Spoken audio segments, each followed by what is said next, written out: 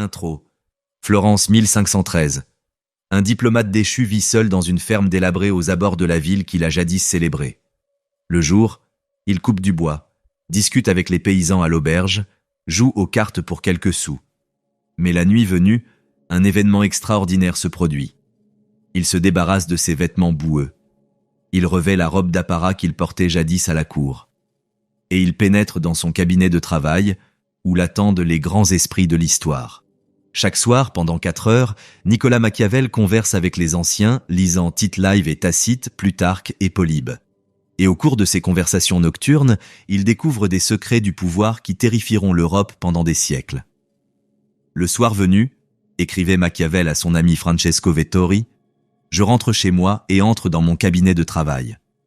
À la porte, j'ôte mes vêtements du jour, couverts de boue et de poussière, et revêt des habits royaux et courtois. Ainsi vêtu, je pénètre dans les cours antiques des hommes antiques, où, accueilli avec affection, je me nourris de cette nourriture qui m'appartient en propre et pour laquelle je suis né. Durant ces heures de communion avec les morts, Machiavel composa l'œuvre qui allait faire de son nom un synonyme de ruse et de cruauté. Le Prince. Un court ouvrage d'à peine 26 chapitres. Pourtant, ces pages recelèrent des idées si choquantes, si brutales, si froidement réalistes sur le pouvoir que les autorités religieuses le qualifieraient de œuvre du diable en personne. Quel secret ce diplomate déchu a-t-il découvert pour devenir le penseur politique le plus redouté de l'histoire? Quelle vérité sur le pouvoir a-t-il révélé que les dirigeants ont tenté de dissimuler tout en suivant secrètement ses conseils?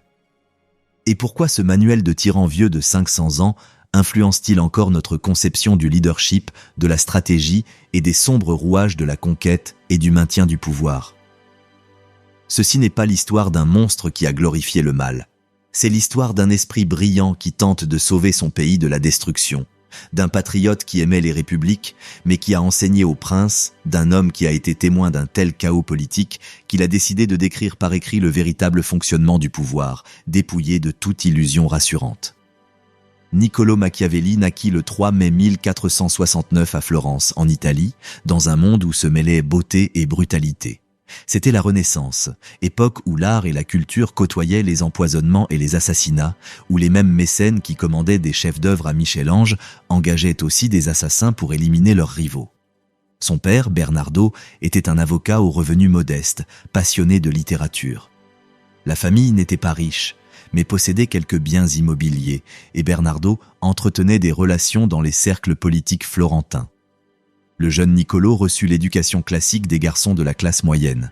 Latin, rhétorique, classique. Il grandit en lisant les historiens romains qui inspireraient plus tard Le Prince.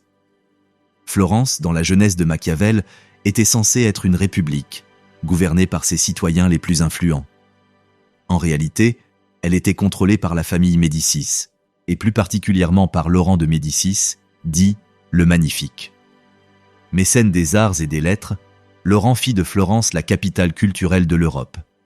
Fin politicien, il gouvernait par la manipulation et les alliances stratégiques tout en préservant les apparences d'un gouvernement républicain. Mais Laurent mourut en 1492 et son fils, Piero, trop faible, se révéla incapable de conserver le pouvoir. Lorsque le roi de France Charles VIII envahit l'Italie en 1494, la gestion inepte de la crise par Piero entraîna l'expulsion des Médicis de Florence.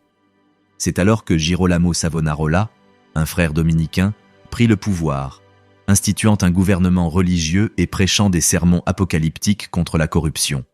Machiavel avait 25 ans lorsque Savonarole fut déchu du pouvoir en 1498, pendu et brûlé sur la place principale de Florence. Quelques mois plus tard, Machiavel entra au service du gouvernement, nommé second chancelier et secrétaire des 10 à la guerre. Il avait 29 ans et ne possédait aucune qualification particulière pour ce poste. Les circonstances de sa nomination restent mystérieuses, mais il l'occupa pendant 14 années exceptionnelles. En tant que diplomate, Machiavel a été témoin direct des rouages du pouvoir. Il a rencontré les principaux acteurs de la politique italienne, le roi Louis XII de France, le pape Jules II et l'empereur Maximilien. Surtout, il a côtoyé César Borgia, fils illégitime du pape Alexandre VI, qui s'était constitué une principauté en Italie centrale grâce à une combinaison de forces militaires, de ruses politiques et d'une cruauté sans bornes. Borgia devint pour Machiavel le modèle d'un leadership politique efficace.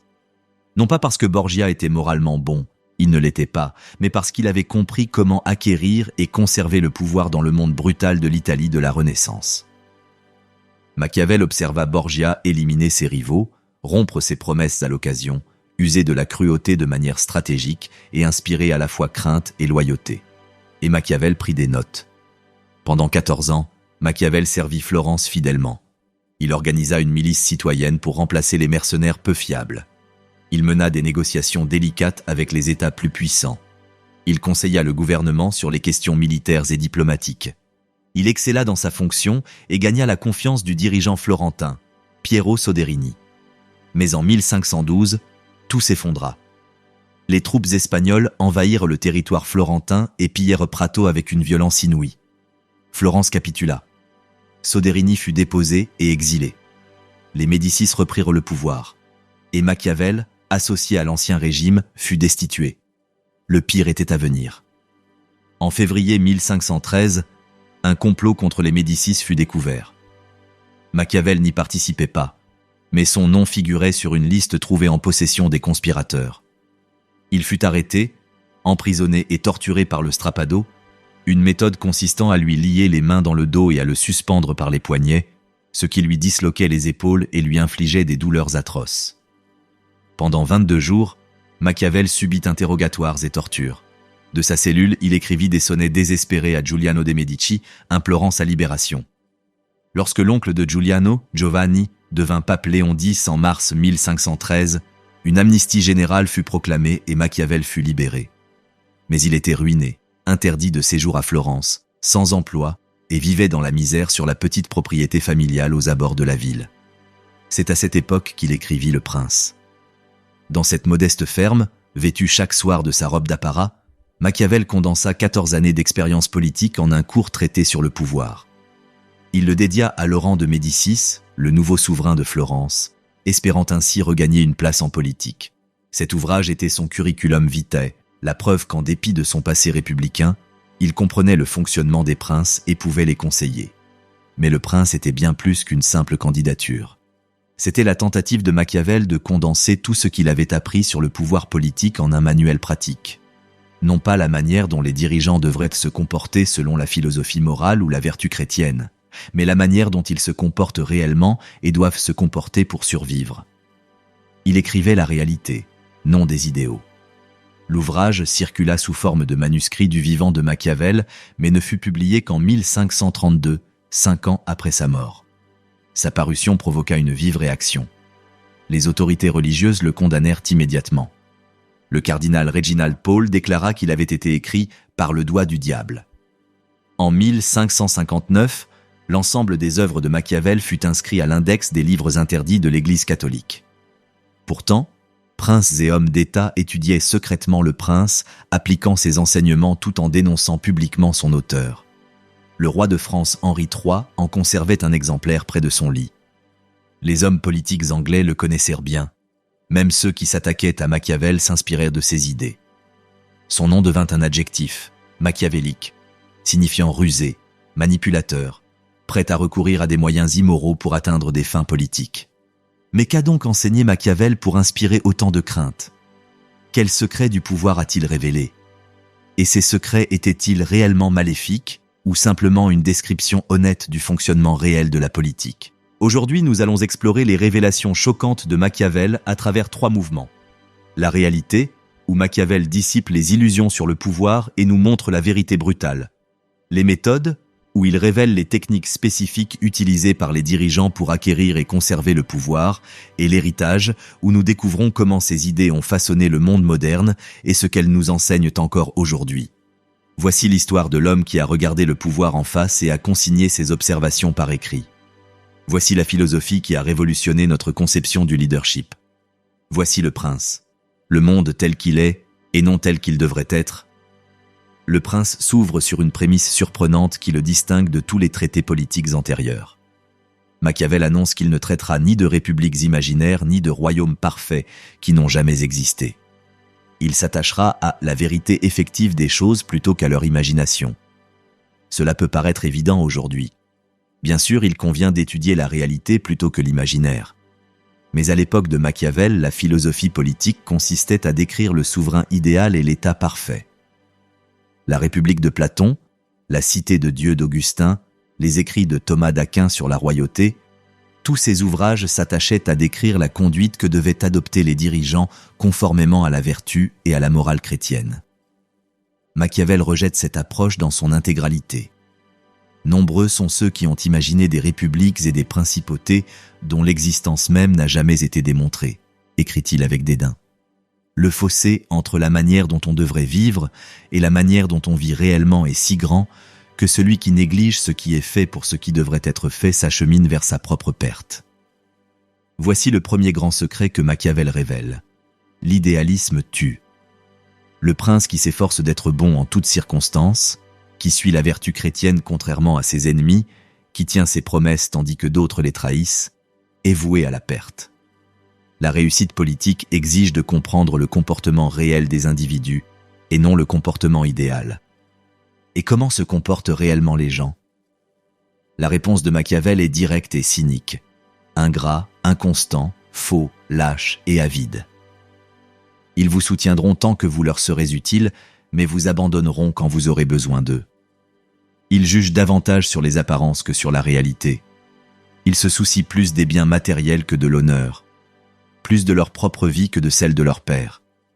Il ne s'agit pas ici de Machiavel célébrant la perversité humaine. Il s'agit de Machiavel décrivant la nature humaine telle qu'il l'a observée durant 14 années de service diplomatique. Il a vu des promesses non tenues, des alliés trahis, la gratitude oubliée. Il a vu les anciens partisans de César Borgia l'abandonner dès l'effondrement de son pouvoir. Il a été témoin de l'inconstance des foules qui, un jour, encensaient Savonarola comme un prophète et le lendemain, le brûlaient comme un hérétique. Si tel est le comportement humain, alors le souverain qui se prend pour un ange sera dévoré par ceux qui agissent comme des loups. Il ne s'agit pas d'un jugement moral, mais d'une stratégie de survie. Le prince doit comprendre la nature humaine telle qu'elle est et non telle que la philosophie ou la religion prétendent qu'elle devrait être. Virtu, la qualité des grands leaders. Machiavel introduit le concept de virtu, souvent traduit par vertu, mais dont le sens diffère sensiblement de la vertu chrétienne. La vertu est la qualité qui permet à un dirigeant de réussir, d'imposer sa volonté aux événements, de maîtriser le destin et les circonstances. Elle allie habileté, courage, force, détermination, adaptabilité et toutes les autres qualités requises par la situation. Les exemples romains que Machiavel cite constamment illustrent la vertu, virtu. Romulus tua son frère pour fonder Rome seul. Ce fratricide, crime abominable, était nécessaire à la grandeur de Rome. Brutus fit exécuter ses propres fils pour conspiration contre la République. Horrible, mais nécessaire à la préservation de la liberté républicaine. La vertu ne consiste pas à être bon ou mauvais, mais à être efficace. Le prince doté de vertu fait tout ce qui est nécessaire pour atteindre ses objectifs sans se laisser freiner par la morale conventionnelle lorsque celle-ci risque de le mener à sa perte. Prenons l'exemple de César Borgia, le modèle par excellence de la vertu en action selon Machiavel. Lorsqu'il conquit la Romagne, il la trouva en proie au chaos et à l'anarchie, déchirée par les luttes intestines des nobles. Il nomma un gouverneur cruel, Rémiro de Orco, qui instaura l'ordre par la terreur et la violence. La région retrouva la paix, mais la population haïssait de Orco. Borgia fit donc arrêter de Orco, le fit découper en deux et l'exposa sur la place publique un matin. Le peuple était horrifié, mais aussi satisfait. Justice avait été rendue au tyran qui l'opprimait. Et Borgia en sortit comme un héros ayant puni le scélérat, alors même que c'était lui qui avait ordonné tous les actes de Orco. C'est cela, la vertu. Borgia a usé de la cruauté de manière stratégique pour instaurer l'ordre, puis l'a publiquement renié en détruisant l'instrument qu'il avait utilisé, s'assurant ainsi l'ordre et la popularité. Machiavel ne loue pas cette pratique comme moralement louable, mais comme politiquement efficace. Le prince vertueux comprend que la cruauté est parfois nécessaire, et que, lorsqu'elle l'est, elle doit être exercée rapidement et sans relâche, puis cesser. Une cruauté prolongée engendre la rébellion, mais une cruauté rapide et décisive, suivie de bienfaits, peut instaurer une paix durable. Tel est le calcul froid qui caractérise la vertu machiavélique. La fortune, l'ennemi de tous les grands projets, mais la vertu seule ne suffit pas. Machiavel introduit une seconde force qui influence les résultats politiques. La fortuna ou le hasard. La fortuna est l'élément imprévisible, les événements hors de contrôle, les accidents et les imprévus qui peuvent anéantir les plans les mieux conçus. Machiavel estime que la fortune détermine environ la moitié de nos actions, laissant l'autre moitié à notre libre arbitre. Il ne s'agit ni de déterminisme pur, ni de libre arbitre absolu. Nous pouvons influencer le cours des événements par notre vertu, mais nous ne pouvons pas tout contrôler. Le prince sage se prépare au coup du sort et s'y adapte lorsqu'ils surviennent. Machiavel utilise la métaphore du fleuve pour expliquer la fortune. Lorsqu'un fleuve déborde, il détruit tout sur son passage. On s'écrie que rien n'aurait pu l'arrêter. Mais c'est faux. Lorsque le fleuve était calme, on aurait pu construire des digues et des barrières pour canaliser la force de la crue. De même, le pouvoir de la fortune provient en partie de notre incapacité à nous préparer lorsque les temps sont favorables. Le prince doit bâtir ses digues en temps de paix. Il doit établir des fondements solides, des armées fidèles, des positions défensives et des alliances, afin que, lorsque la fortune se retourne contre lui, il dispose des ressources nécessaires pour résister. La vertu consiste à se préparer au malheur avant qu'il ne frappe. Mais la préparation ne suffit pas, car la fortune est capricieuse et exige une adaptation constante. Le prince qui triomphe par la prudence risque d'échouer lorsque les circonstances requièrent de l'audace.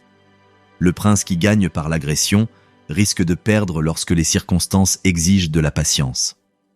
Machiavel cite l'exemple du pape Jules II, qui réussit grâce à son impétuosité et à son audace. Lorsque Jules voulut chasser les Français d'Italie, tous lui conseillèrent prudence et négociation. Il fit fi de ses conseils, attaqua avec audace et remporta la victoire. Mais ce succès tenait en partie à la chance. Si les circonstances avaient été différentes, son audace l'aurait perdu. S'il réussit, ce n'est pas parce que l'audace est toujours justifiée, mais parce que la fortune lui offrit, à ce moment précis, une action audacieuse. Machiavel met ici au jour un problème profond. Pour maîtriser la fortune, il faut adapter sa nature aux circonstances.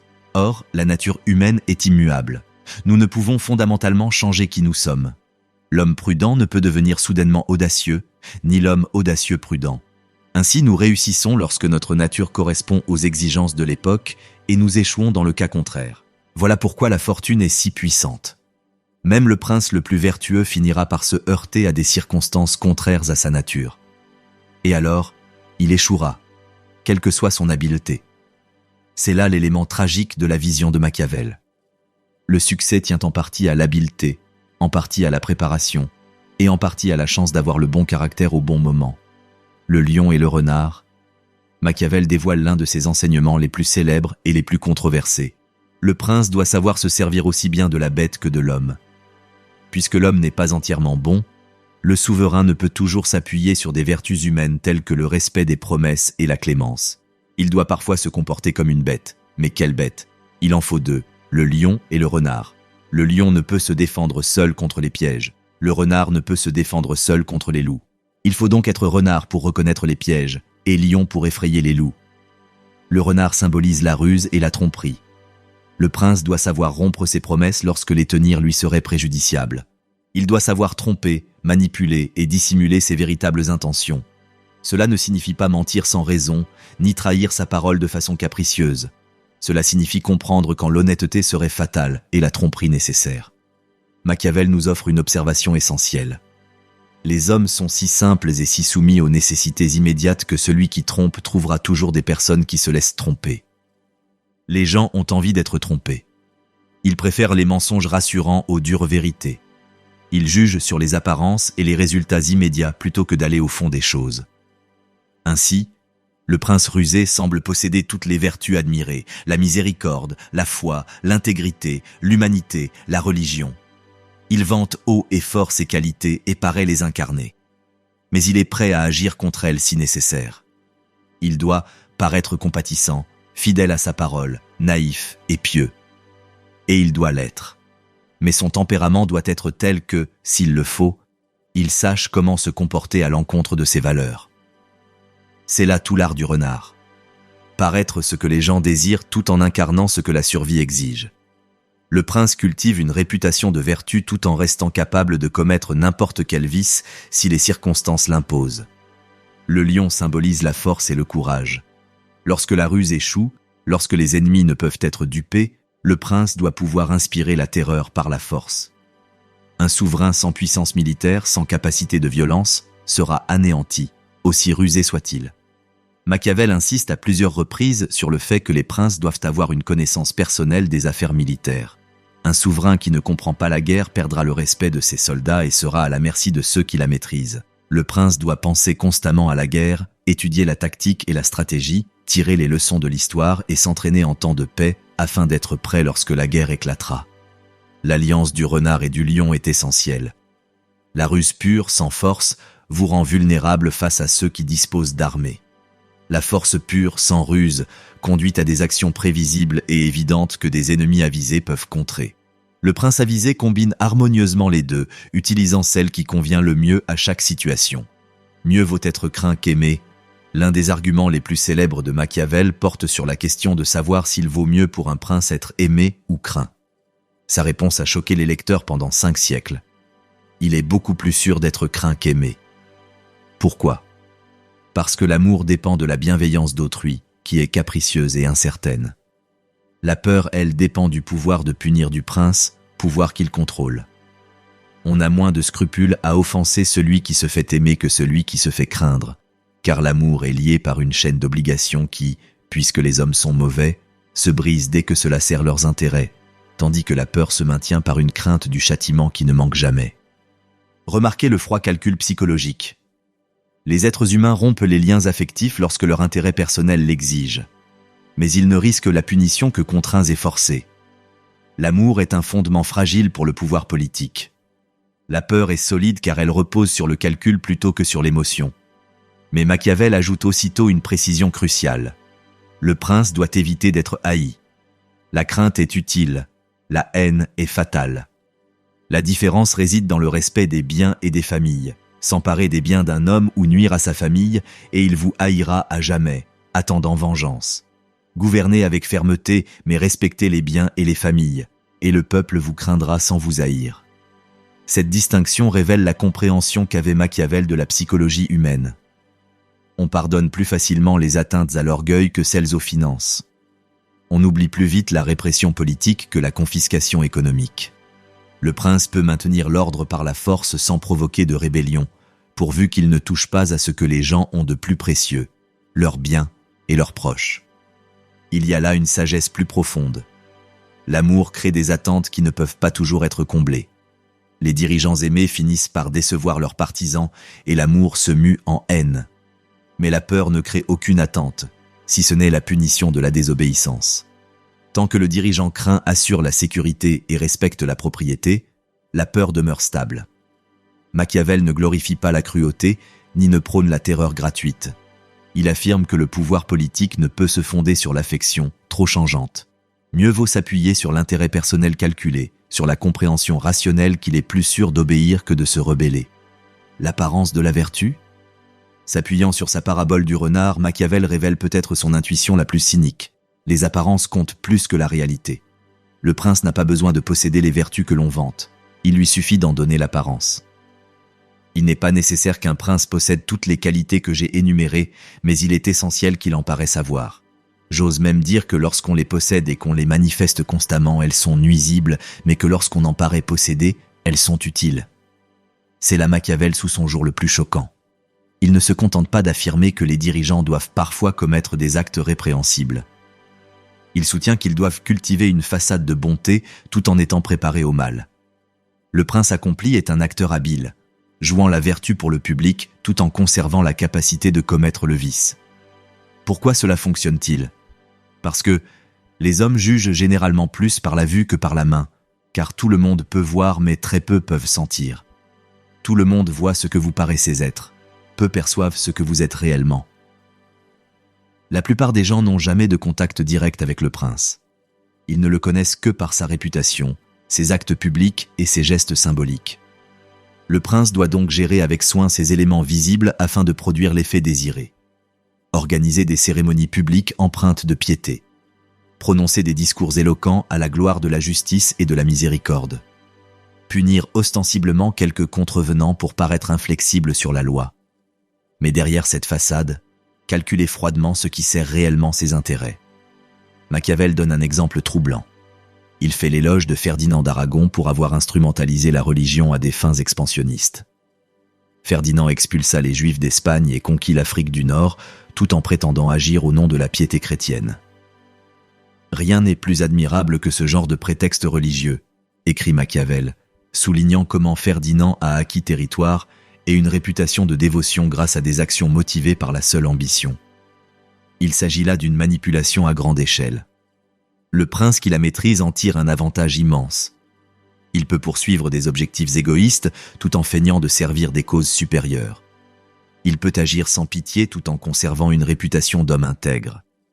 Il peut être à la fois bête et homme selon les circonstances, car nul ne perçoit ce qui se cache derrière le masque soigneusement construit. Certains lecteurs affirment que Machiavel fait preuve d'ironie, qu'il ne saurait vouloir dire que les dirigeants doivent être des imposteurs.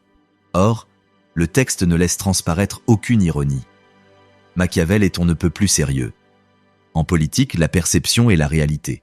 Le prince qui maîtrise les perceptions maîtrise le pouvoir, de la cruauté et de la miséricorde. Machiavel s'attaque à l'une des questions les plus difficiles du leadership politique. Quand la cruauté est-elle justifiée ? Sa réponse révèle le réalisme sans complaisance qui est au cœur du prince. César Borgia était considéré comme cruel, Machiavel le reconnaît. Mais cette cruauté instaura l'ordre en Romagne, la rendant paisible et loyale. Comparons cela à la République florentine qui, tout en évitant de paraître cruelle, laissa Pistoia se consumer dans des conflits internes. C'est pourquoi un prince, pourvu qu'il garde ses sujets unis et loyaux, ne doit pas craindre le reproche de cruauté. C'est une question de logique morale. Une petite dose de cruauté qui prévient le désordre est plus miséricordieuse que la clémence qui engendre le chaos. Le châtiment sévère infligé à quelques-uns est moins préjudiciable qu'à la multitude qui souffre dans l'anarchie. La véritable miséricorde consiste à maintenir l'ordre, même si cela exige parfois une certaine fermeté. Mais la cruauté doit être employée à bon escient. Machiavel établit ici une distinction célèbre entre la cruauté bien employée et la cruauté mal employée. La cruauté est bien employée lorsqu'elle est appliquée immédiatement et nécessaire à la consolidation du pouvoir, puis qu'on ne s'y attarde pas mais qu'on la transforme en autant d'avantages possibles pour les sujets. La cruauté mal employée est celle qui, bien que peu nombreuse au départ, s'accroît avec le temps au lieu de diminuer. L'essentiel est la concentration et la finalité. Si la cruauté est inévitable, agissez-y une seule fois, rapidement et complètement, puis cessez. Cela minimise la souffrance et démontre que la cruauté était un moyen et non une fin en soi. Mais la cruauté qui se prolonge, qui s'intensifie avec le temps, engendre une peur constante sans la consolation d'une paix future. Elle nourrit la haine et la rébellion. Machiavel cite souvent l'exemple de cruauté d'Agathocle, devenu tyran de Syracuse après avoir assassiné les sénateurs et les citoyens les plus riches lors d'une purge sanglante, puis avoir régné pacifiquement. Machiavel affirme qu'Agathocle ne saurait être qualifié de vertueux car ses méthodes étaient criminelles, mais efficaces. Le massacre fut terrible, certes, mais il fut de courte durée et suivi d'un gouvernement stable. L'exemple d'une cruauté mal employée est celui de Caracalla, fils de l'empereur romain Sévère, qui tua sans relâche tout au long de son règne, engendrant une haine si universelle qu'il fut finalement assassiné par ses propres gardes. Cet enseignement est profondément troublant car il semble fournir un manuel de tyrannie. Mais Machiavel dirait qu'il ne fait que décrire ce que font réellement les dirigeants qui réussissent. Que nous l'approuvions moralement ou non est sans rapport avec son efficacité politique. Comment acquérir de nouveaux territoires ? Machiavel examine les problèmes pratiques auxquels sont confrontés les princes, comment acquérir de nouveaux territoires, comment les conserver, comment réprimer les rébellions. Ses conseils s'appuient sur une analyse historique approfondie et sur son expérience personnelle. L'acquisition d'un nouveau territoire est plus ou moins aisée selon sa similarité avec celui que vous contrôlez déjà. Conquérir un territoire où l'on parle votre langue, partage vos coutumes et possède des lois similaires est relativement simple. Il suffit d'éliminer la famille régnante précédente, de préserver les lois et le peuple vous acceptera. Mais conquérir des peuples différents est extrêmement difficile. Ils ont des langues, des coutumes et des lois différentes. Ils rejettent la domination étrangère. Les rébellions seront constantes à moins de prendre des mesures drastiques pour les prévenir. La recommandation de Machiavel est surprenante. Le prince devrait s'installer personnellement sur le territoire nouvellement conquis. Cela lui permettrait de déceler et de réprimer rapidement les problèmes. Mieux encore, Il devrait établir des colonies de son peuple dans des lieux stratégiques, déplaçant ainsi une partie de la population d'origine. Pourquoi les colonies?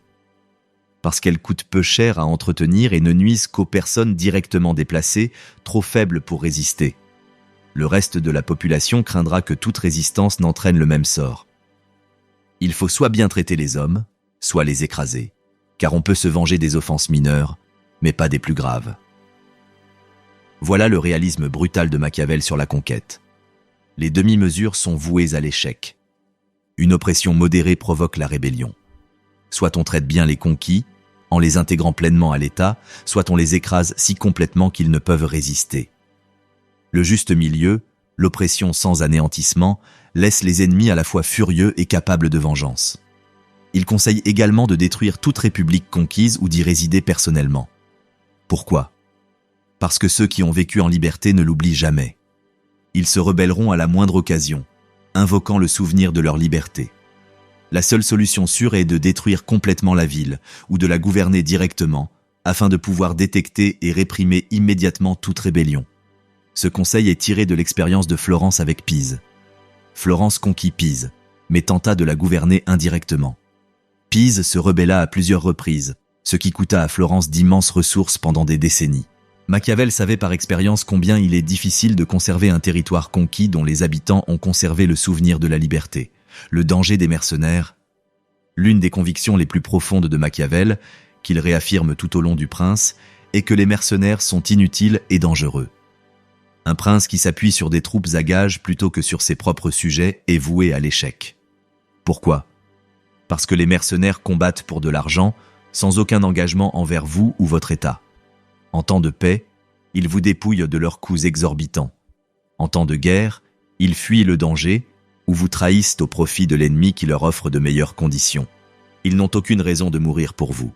Machiavel attribue la faiblesse de l'Italie à sa dépendance aux mercenaires. Les États italiens engageaient des condottieri, commandants militaires professionnels à la tête de leurs propres armées, pour mener leur guerre.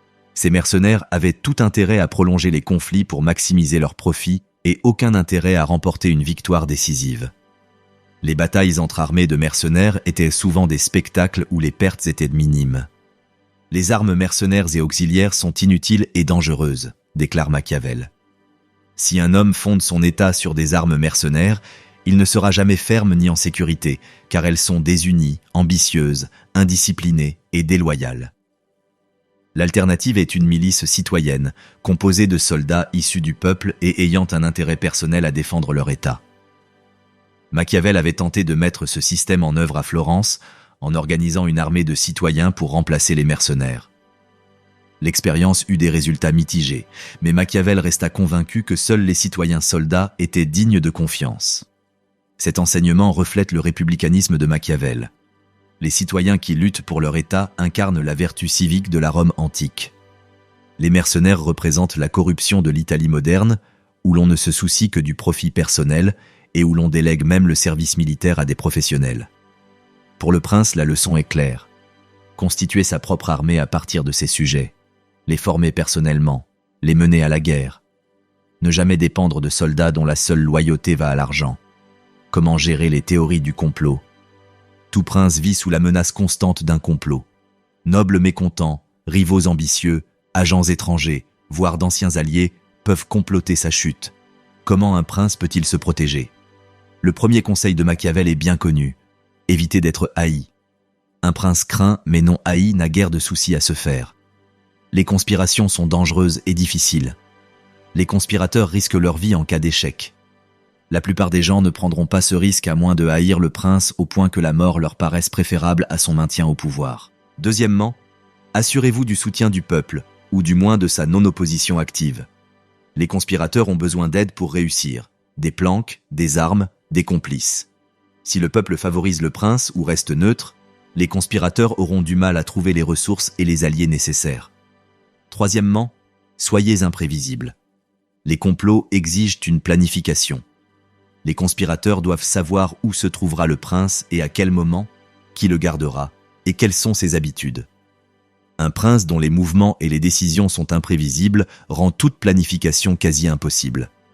Quatrièmement, il est essentiel de posséder d'excellents renseignements. La plupart des complots échouent non pas parce que les princes les découvrent directement, mais parce qu'un complice les révèle.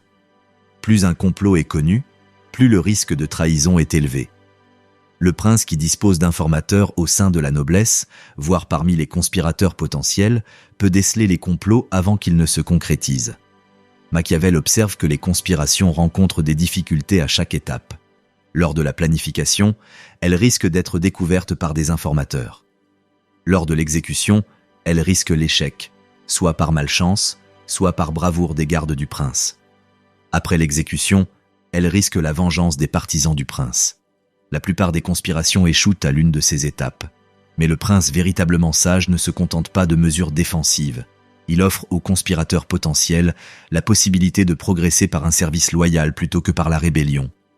Il récompense le mérite, distribue les honneurs et offre des perspectives d'avancement. Lorsque des hommes talentueux et ambitieux peuvent atteindre leurs objectifs grâce à la loyauté, ils sont moins enclins à conspirer. C'est là tout l'art de gouverner. Le prince doit trouver l'équilibre entre fermeté et souplesse, punition et récompense, crainte et espoir. Trop d'oppression conduit au désespoir. Trop de clémence encourage le mépris. Le prince avisé trouve la voie médiane qui préserve son autorité tout en offrant des débouchés légitimes à l'ambition. Le rôle de la fortune dans la guerre. Machiavel revient sur le thème de la fortune lorsqu'il aborde les affaires militaires. C'est à la guerre que le pouvoir de la fortune se manifeste le plus clairement, là où les meilleurs plans peuvent être anéantis par les intempéries, la maladie ou une simple flèche malchanceuse. Mais la fortune sourit aux audacieux, insiste Machiavel. Dans sa métaphore la plus controversée, il compare la fortune à une femme qu'il vaut mieux vaincre par les hommes impétueux que par les prudents. La fortune est une femme, et si vous voulez la dominer, vous devez la frapper et la brutaliser. Ce passage, empreint d'une misogynie violente, choque le lecteur moderne. Mais replacé dans son contexte, Machiavel y défend l'idée de la prise de risque et de l'audace en matière militaire. Les commandants prudents qui attendent des conditions idéales remportent rarement de grandes victoires. Les commandants audacieux qui saisissent les opportunités, même imparfaites, triomphent souvent par pureté méritée. Il prend pour exemple Jules II, qui lança des campagnes militaires en apparence téméraires, mais qui triomphèrent car ses ennemis étaient pris au dépourvu face à une telle audace. Si Jules avait fait preuve de prudence et de calcul, attendant les conditions idéales, il n'aurait rien accompli. La leçon pour les princes : la fortune ne sourit pas à ceux qui attendent passivement les conditions idéales. Elle favorise ceux qui agissent avec détermination lorsque l'occasion se présente, même si le succès n'est pas garanti.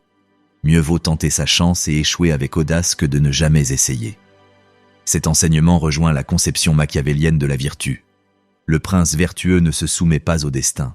Il le provoque par des actions audacieuses. Il crée les opportunités au lieu de les attendre. Il comprend qu'à la guerre comme en politique, la passivité est synonyme de mort. Pourquoi tout le monde craint Machiavel ?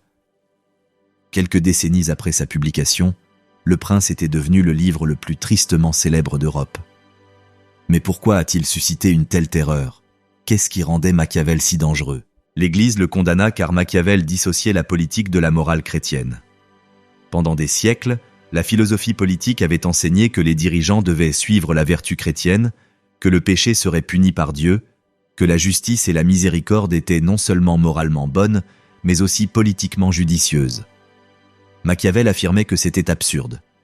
La politique obéit à ses propres règles, et ces règles contredisent souvent l'enseignement chrétien. Il s'agissait d'une hérésie plus profonde que le simple rejet de doctrines spécifiques.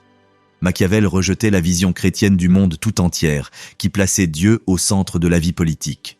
Il affirmait que le succès terrestre exigeait des méthodes terrestres, que les appels à la justice divine étaient politiquement dénués de sens, et que les dirigeants efficaces ne pouvaient se permettre d'être véritablement chrétiens. Les critiques religieux ont également noté que Machiavel semblait admirer davantage la Rome païenne que l'Europe chrétienne. Ses héros étaient des Romains païens comme Romulus et Scipion, et non des saints ou des rois chrétiens. Il louait l'expansion impitoyable de la République romaine et la vertu de ses citoyens, tout en critiquant le christianisme qui, selon lui, rendait les hommes faibles et déconnectés du monde. Mais la véritable raison pour laquelle le prince terrifiait les gens était plus simple. Il révélait la vérité sur les rouages du pouvoir. Il dévoilait des secrets que les dirigeants préféraient dissimuler. Les politiciens avaient toujours menti, rompu leurs promesses, usé de cruauté par opportunisme. Mais ils prétendaient qu'il s'agissait de nécessités malheureuses, imposées par les circonstances. Machiavel, lui, affirmait le contraire. Ce sont des outils essentiels de la politique, qu'il convient d'utiliser avec discernement et habileté. En levant le voile moral sur l'action politique, Machiavel a rendu impossible le maintien d'illusions confortables. Les dirigeants ne pouvaient plus prétendre servir Dieu et la justice, sachant pertinemment qu'ils suivaient des principes machiavéliques. Les sujets ne pouvaient plus croire que leurs dirigeants étaient guidés par la vertu, Machiavel ayant mis à nu les calculs qui sous-tendaient chaque acte. C'est pourquoi machiavélique est devenu synonyme de ruse et de manipulation. Le terme lui-même évoquait la possibilité effrayante que toute politique ne soit qu'un théâtre, que tous les dirigeants ne soient que des acteurs jouant un rôle, que la vertu ne soit qu'un masque porté pour la consommation publique. Le républicain caché? Mais la réputation de Machiavel comme maître de la tyrannie recèle une profonde ironie. L'auteur du Prince était en réalité un républicain qui méprisait les princes et adorait les gouvernements libres. Considérons les faits. Pendant 14 ans, Machiavel servit fidèlement la République de Florence. Son œuvre majeure, outre le Prince, est ses discours sur Tite Live, un long traité faisant l'éloge du gouvernement républicain et de la vertu civique. Dans ses discours, Machiavel soutient que les républiques sont supérieures aux principautés, que les citoyens soldats valent mieux que les mercenaires et que les peuples libres sont plus heureux et plus prospères que ceux qui vivent sous le joug des princes. Les discours célèbrent la République romaine, non son empire. Machiavel loue la sagesse du peuple romain dans le choix de ses dirigeants, sa défense acharnée de la liberté et sa volonté de lutter pour le bien commun. Il condamne Jules César pour avoir détruit la République et instauré la monarchie. Ce n'est pas la voie d'un partisan de la tyrannie. Alors, pourquoi Machiavel a-t-il écrit Le Prince? Plusieurs explications sont possibles. La plus simple est qu'il cherchait désespérément du travail et qu'il a écrit ce qu'il pensait que les Médicis voulaient lire. Ce livre était son CV, la preuve qu'il comprenait le fonctionnement des princes et qu'il pouvait les conseiller. Mais certains érudits proposent une interprétation plus sombre. Le Prince serait peut-être une satire, une dénonciation délibérée des méthodes princières visant à mettre en garde les citoyens contre la tyrannie.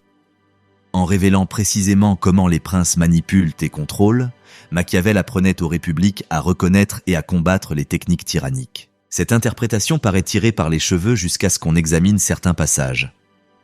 Lorsque Machiavel décrit comment les princes usent de cruauté, manquent à leurs promesses et manipulent la religion, s'adresse-t-il aux princes ou met-il en garde les citoyens? Lorsqu'il explique comment conquérir et conserver un territoire, conseille-t-il les conquérants ou aide-t-il les conquis à comprendre ce qu'ils subissent? Le dernier chapitre du Prince confirme cette interprétation. Après avoir consacré 25 chapitres à expliquer comment acquérir et conserver le pouvoir, Machiavel change brusquement de ton. Le chapitre 26, Exhortation à libérer l'Italie des barbares, est un vibrant appel à l'unité et à la liberté italienne. Machiavel implore quiconque de chasser les puissances étrangères qui occupent l'Italie et de rétablir la liberté du pays. Ce dernier chapitre se lit comme un tout autre livre. L'analyse froide du pouvoir a disparu, laissant place à un patriotisme passionné, presque désespéré. Cette occupation barbare empeste tout le monde, écrit Machiavel. Il rêve d'un prince italien qui unifiera la péninsule et chassera les étrangers. Peut-être était-ce là le but premier de Machiavel. Peut-être le prince n'a-t-il jamais eu pour vocation d'enseigner la tyrannie, mais d'inspirer un libérateur. Toutes ces leçons sur la vertu, sur l'audace, sur l'usage efficace de la force, préparaient celui qui libérerait l'Italie. L'ouvrage tout entier converge vers cette exhortation finale. L'Italie a besoin d'un prince, non pour opprimer les Italiens, mais pour les unir et chasser les oppresseurs étrangers. Nous ne pouvons affirmer avec certitude que cette interprétation soit correcte. Machiavel n'a jamais clairement exposé ses intentions. Mais la tension entre le réalisme cynique du prince et les idéaux républicains authentiques de Machiavel fascine les lecteurs depuis 5 siècles. Celui qui instruisait les princes était lui-même républicain. L'ouvrage qui semble glorifier la tyrannie a été écrit par un homme épris de liberté. Cette contradiction est au cœur de l'étrange héritage de Machiavel. Ce que les dirigeants ont réellement fait, quelles qu'aient été les intentions de Machiavel, princes et hommes d'État étudièrent le prince avec avidité tout en le dénonçant publiquement. Cette hypocrisie révèle le véritable pouvoir de l'ouvrage. Machiavel avait consigné des vérités que les dirigeants connaissaient, mais feignaient d'ignorer, des techniques qu'ils employaient, mais prétendaient ne pas employer. Considérons les exemples historiques. Les dirigeants ont-ils réellement suivi des principes machiavéliques? Absolument. Parfois ouvertement, le plus souvent sans l'admettre. Catherine de Médicis, reine de France à la fin du XVIe siècle, conservait le prince près de son lit. Son fils, le roi Charles IX, suivit les préceptes de Machiavel dans ses relations avec les huguenots protestants. Conclure la paix lorsqu'ils étaient faibles, puis les massacrer lorsque les circonstances s'y prêtaient. Le massacre de la Saint-Barthélemy en 1572, où des milliers de huguenots furent tués, illustre parfaitement ce principe machiavélique de cruauté décisive. Le cardinal de Richelieu, ce brillant ministre qui a permis à la France de dominer le XVIIe siècle, a étudié Machiavel avec ferveur. Son testament politique témoigne d'une influence machiavélique manifeste, bien qu'il ait soigneusement évité de citer Machiavel directement. Richelieu comprenait que les dirigeants devaient paraître suivre la vertu chrétienne tout en agissant en réalité dans l'intérêt de l'État. Frédéric le Grand de Prusse prétendait avoir écrit un ouvrage réfutant Machiavel, intitulé « Anti-Machiavel ». Or, sa politique s'inspirait parfaitement des principes machiavéliques. Il violait les traités à son avantage, usait de la force avec détermination et fit de la Prusse une grande puissance grâce à des méthodes que Machiavel aurait sans aucun doute reconnues et approuvées. Napoléon Bonaparte étudia attentivement le prince et annota abondamment son exemplaire. Son ascension au pouvoir, son recours à la force militaire à des fins politiques, sa manipulation de l'opinion publique, tout cela témoigne de son sens aigu du machiavélisme. Napoléon avait compris qu'en politique comme à la guerre, la fortune sourit aux audacieux et aux déterminés. Même des dirigeants qui n'avaient jamais lu Machiavel ont souvent suivi ses principes, car ceux-ci décrivent le fonctionnement réel du pouvoir. Otto von Bismarck a unifié l'Allemagne grâce à des méthodes machiavéliques. Alliances stratégiques, trahison calculée, guerre limitée visant des objectifs politiques précis. La célèbre formule de Bismarck selon laquelle les grandes questions se règlent par le sang et le fer semble tout droit sortie du prince. Au XXe siècle, les dirigeants, qu'ils soient démocrates ou autoritaires, ont appliqué des principes machiavéliques. Winston Churchill avait compris qu'en temps de guerre, les scrupules moraux devaient parfois céder le pas à la nécessité. Franklin Roosevelt a manipulé l'opinion publique et trompé même ses alliés lorsqu'il estimait que les intérêts américains l'exigeaient. Le régime de Joseph Staline était si profondément machiavélique que les comparaisons sont devenues monnaie courante. Le constat est sans appel. Les dirigeants rejetaient publiquement Machiavel tout en suivant secrètement ses conseils. Cette hypocrisie confirme précisément l'idée de Machiavel quant à l'importance des apparences. Les chefs doivent donner l'impression de se conformer à la morale conventionnelle tout en agissant en réalité dans l'intérêt de l'État. Le tort de Machiavel fut d'affirmer cela ouvertement plutôt que de se complaire dans une façade de bienséance. Application moderne. Machiavel a écrit Le Prince pour les princes de la Renaissance confrontés à des problèmes spécifiques du XVIe siècle. Pourtant, ces réflexions restent d'une pertinence étonnante pour le leadership, les affaires et la politique moderne. Prenons l'exemple du leadership en entreprise. Le Prince est étudié dans les écoles de commerce non pas parce que les entreprises souhaitent être malhonnêtes, mais parce que Machiavel avait compris les dynamiques organisationnelles immuables. Comment prendre le contrôle d'une organisation existante? Comment gérer les intérêts particuliers bien ancrés? Comment maintenir son autorité en temps de crise? Les conseils de Machiavel concernant l'acquisition de nouveaux territoires s'appliquent directement aux fusions-acquisitions. Lors de l'acquisition d'une entreprise, faut-il conserver l'équipe dirigeante en place ou la remplacer? Machiavel dirait « Si les cultures sont similaires, conservez-les. Si elles sont radicalement différentes, remplacez-les complètement. Les demi-mesures engendrent des conflits permanents.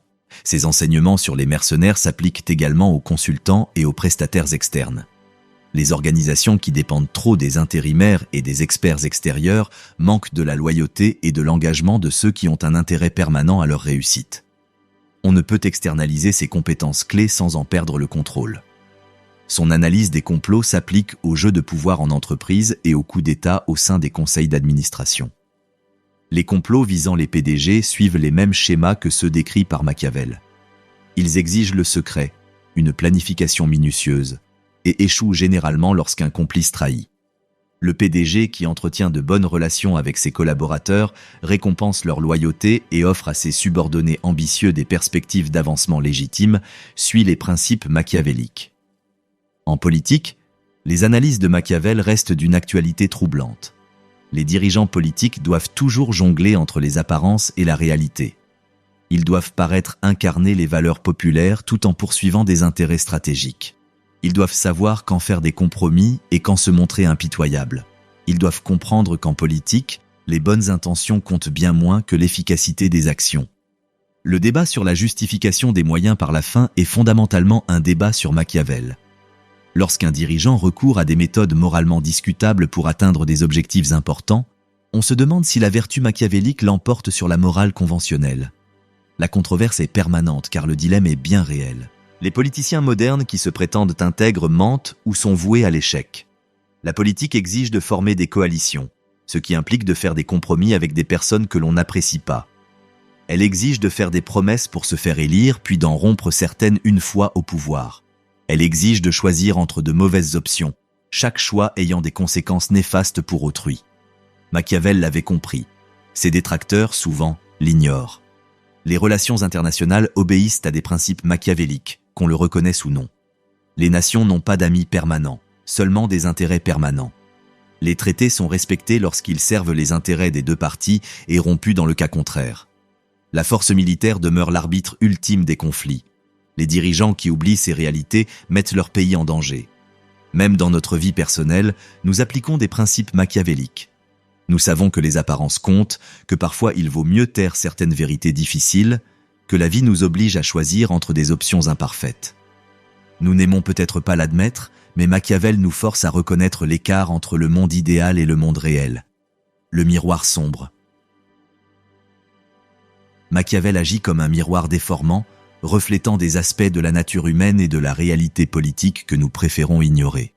C'est pourquoi il demeure si troublant 5 siècles après sa mort.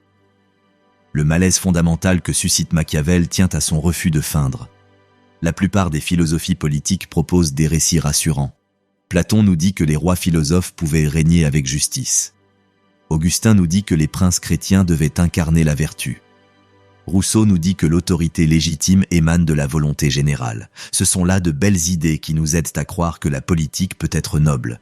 Machiavel n'offre aucune consolation de ce genre. Il affirme que la politique est une question de pouvoir, et que le pouvoir s'acquiert et se conserve par des méthodes immorales dans la vie privée. Aucune bonne intention ne saurait y changer quoi que ce soit. Le prince qui aspire à la pureté sera perdu par ceux qui ne le sont pas. Il ne s'agit pas d'apologie du mal, mais de constatation de la réalité. Ce qui est si troublant, c'est que Machiavel a en grande partie raison. L'histoire confirme sans cesse ses intuitions. Les dirigeants efficaces utilisent effectivement des méthodes qui seraient condamnées par la morale commune. Les États prospères agissent de manière qui serait qualifiée de criminelle si des individus les adoptaient. Le pouvoir tend à corrompre, non pas parce que ceux qui le détiennent sont mauvais, mais parce que l'exercer exige de transiger sur des principes qui paraissaient logiques lorsqu'on était impuissant. Nous voulons croire que la vertu mène au succès, que la justice triomphe, qu'agir avec droiture est politiquement avantageux. Machiavel nous oblige à admettre que ces croyances rassurantes sont souvent illusoires.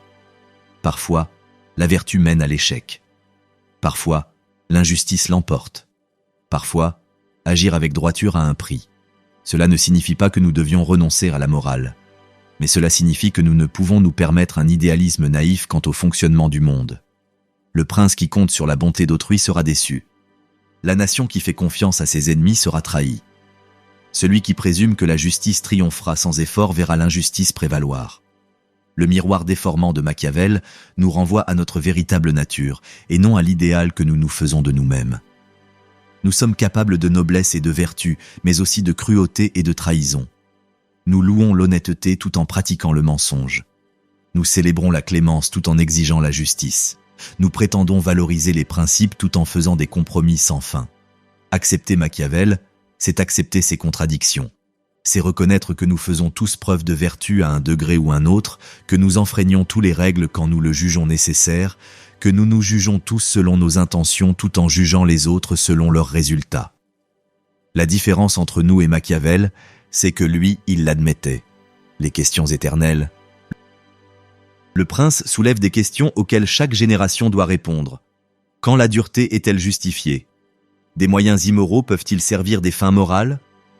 Le leadership politique diffère-t-il de la morale ordinaire? Il ne s'agit pas d'énigmes philosophiques abstraites, mais de dilemmes pratiques auxquels les dirigeants sont constamment confrontés.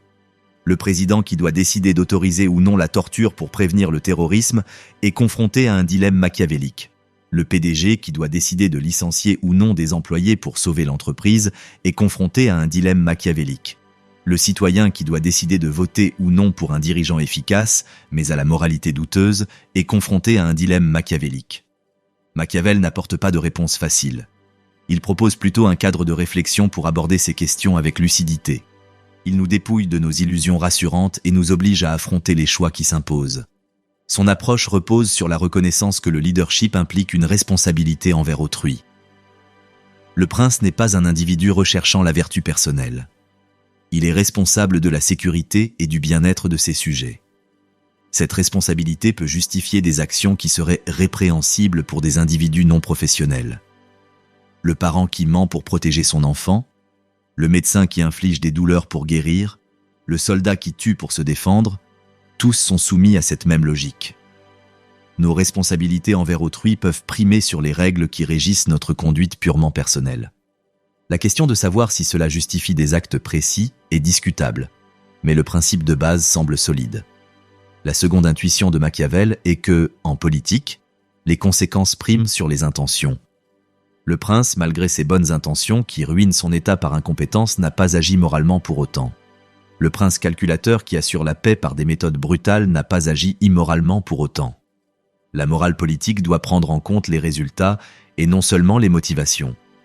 Ce conséquentialisme dérange ceux qui pensent que certaines actions sont toujours mauvaises, quelles que soient leurs conséquences. Or, le leadership politique implique nécessairement d'évaluer ses conséquences. Le dirigeant qui refuse de les prendre en compte n'est pas moralement supérieur, il est irresponsable. Le troisième principe de Machiavel est que l'éthique politique diffère de l'éthique privée. Cela ne signifie pas que les hommes politiques sont dépourvus d'obligations morales, mais que leurs obligations diffèrent de la morale privée et peuvent parfois entrer en conflit avec elle. Le prince doit mentir, rompre ses promesses, recourir à la force, d'une manière qui serait répréhensible pour de simples citoyens. Cela soulève des questions délicates quant à la cohérence morale. Si certaines actions sont condamnables pour les individus, comment peuvent-elles être justifiées pour les États? Existe-t-il réellement des règles différentes pour les puissants? Ou s'agit-il simplement d'une justification pour des actes répréhensibles? La réponse de Machiavel serait que les États existent dans un état proche de l'état de nature, où la conservation de soi est la loi première. Les relations internationales sont dépourvues des règles contraignantes qui régissent les individus au sein de la société civile. Dans ce contexte, d'autres règles s'appliquent. Cela ne rend pas tout permis, mais cela modifie les exigences de la morale. Ce que nous gagnons et ce que nous perdons. Lire Machiavel, c'est une expérience transformatrice. Après avoir été confronté à son analyse implacable, impossible de revenir à une naïveté confortable concernant le pouvoir. C'est à la fois un atout et un inconvénient. Le gain, c'est le réalisme. Machiavel nous apprend à voir l'action politique pour ce qu'elle est, dépouillée de mythes rassurants et de nobles discours. Nous apprenons à distinguer les paroles et les actes des dirigeants, les apparences de la réalité, l'idéal du réel. Ce réalisme nous protège de la manipulation. Une fois les techniques machiavéliques comprises, on les reconnaît lorsque les politiciens les emploient. On n'est plus dupe des déclarations pieuses qui masquent des calculs intéressés.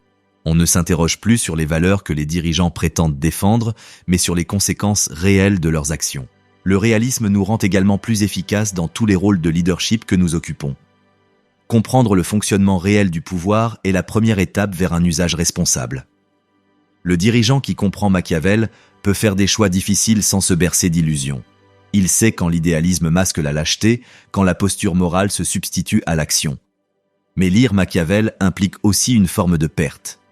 Une fois qu'on perçoit la politique telle qu'il la décrit, il devient difficile de conserver foi en l'idéal politique. Quand chaque homme politique semble suivre les principes machiavéliques tout en prétendant incarner la vertu, le cynisme devient tentant. Si la politique n'est que manipulation, pourquoi s'y engager? Si tous les dirigeants ne sont que des acteurs jouant un rôle, Pourquoi faire confiance à qui que ce soit? Ce cynisme représente le plus grand danger pour Machiavel. Si chacun croit que la politique se résume à une question de pouvoir, que les revendications morales ne sont que de la rhétorique manipulatrice, que la confiance est une illusion, alors la démocratie devient impossible. La démocratie exige une croyance partagée dans le bien commun, une certaine volonté de faire confiance, une certaine foi dans la capacité des dirigeants à transcender leurs intérêts personnels. Le défi consiste à accepter le réalisme de Machiavel sans adhérer à son cynisme, à comprendre les mécanismes du pouvoir sans en conclure qu'il est la seule chose qui compte, à reconnaître la nécessité politique sans renoncer au discernement moral, à voir clair sans devenir aveugle à la véritable vertu lorsqu'elle se manifeste. Cet équilibre est difficile à trouver mais nécessaire. L'idéalisme naïf conduit à la victimisation, le cynisme pur au désespoir. Le lecteur avisé s'inspire de Machiavel sans se laisser consumer par lui, retenant ses idées tout en rejetant le nihilisme sous-jacent. Le paradoxe final: la vie de Machiavel ne s'acheva pas dans le triomphe, mais dans une douce déception. Le prince ne lui obtint jamais le poste qu'il convoitait tant. Les Médicis lui confièrent quelques missions mineures, mais ne lui firent jamais entièrement confiance. Il mourut en 1527, à l'âge de 58 ans, espérant toujours un rôle important au sein du gouvernement, qui ne vint jamais. Durant ces dernières années, il partageait son temps entre sa ferme et Florence, écrivant des pièces de théâtre et des ouvrages historiques, rencontrant des amis, rêvant toujours de servir la République qu'il chérissait. Lorsque les Médicis furent brièvement chassés en 1527 et la République restaurée, Machiavel espéra retrouver son ancien poste. Mais les républicains se souvinrent de ses services rendus aux Médicis et le lui refusèrent. Il mourut en juin 1527, un mois après la restauration de la République, sans jamais savoir que ses œuvres le rendraient immortel. Le paradoxe ultime de la vie de Machiavel est qu'il a échoué selon ses propres critères. Il a écrit sur la vertu, sur la maîtrise du destin, sur l'influence de sa volonté sur les événements. Pourtant, sa carrière s'est soldée par un échec et une déception. Il n'a jamais atteint la position ni l'influence qu'il convoitait. Il est mort pauvre, exerçant une activité précaire, son œuvre majeure inédite et inconnue du monde. Machiavel a-t-il échoué selon ses propres critères? Peut-être. Mais la véritable vertu signifie peut-être autre chose que le simple succès. Peut-être que l'homme qui a observé le pouvoir avec lucidité et a consigné ses observations a fait preuve d'un courage qui transcende la réussite politique. Machiavel a préféré la vérité au confort. Il a décrit la réalité plutôt que les idéaux. Il a refusé de prétendre que la politique obéissait aux règles philosophiques. Cela lui a coûté sa réputation, son influence et sa respectabilité. Mais cela a offert au monde un miroir qui reflète la nature humaine et la réalité politique avec une honnêteté brutale. 5 siècles plus tard, le prince demeure dangereux, non pas parce qu'il prône le mal, mais parce qu'il dit la vérité. Une vérité dérangeante sur la nature humaine, une vérité troublante sur les mécanismes du pouvoir, une vérité dérangeante sur le fossé entre nos idéaux et nos actes. Chaque génération redécouvre Machiavel car chaque génération a besoin de son réalisme implacable.